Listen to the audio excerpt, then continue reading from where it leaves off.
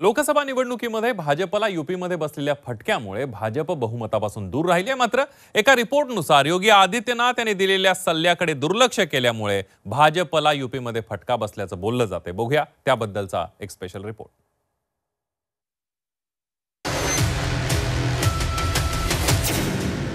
योगींकडे पाठ, यूपीत भाजप सपाट।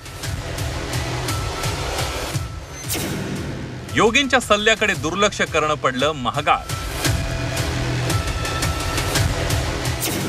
नेमका काय होता योगींचा सल्ला? यंदाच्या लोकसभेत उत्तर प्रदेशमध्ये भाजपला मोठा फटका बसलाय। केवळ 33 जागांवरच भाजपला यश मिळालं।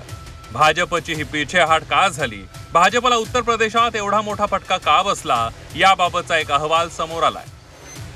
मुख्यमंत्री योगी आदित्यनाथ यांनी भाजपच्या केंद्रीय नेतृत्वाला दिलेल्या सल्ल्याकडे दुर्लक्ष केल्यानं यूपीमध्ये फटका बसल्याचं अहवालात म्हटल्याचं सूत्रांकडून कळतंय।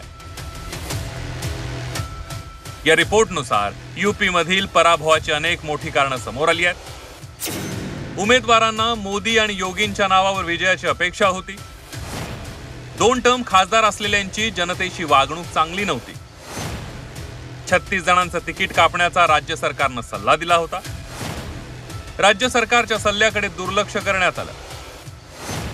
आमदार आणि खासदारांमध्ये असलेले मतभेद, संविधान आणि आरक्षणाबाबत विरोधकांचे आरोप, पक्षाच्या कार्यकर्त्यांकडे झालेलं दुर्लक्ष आणि भाजपच्या हातून निसटलेली दलित मतं अशी अनेक कारणं भाजपच्या पक्षांतर्गत अहवालात देण्यात आली आहेत।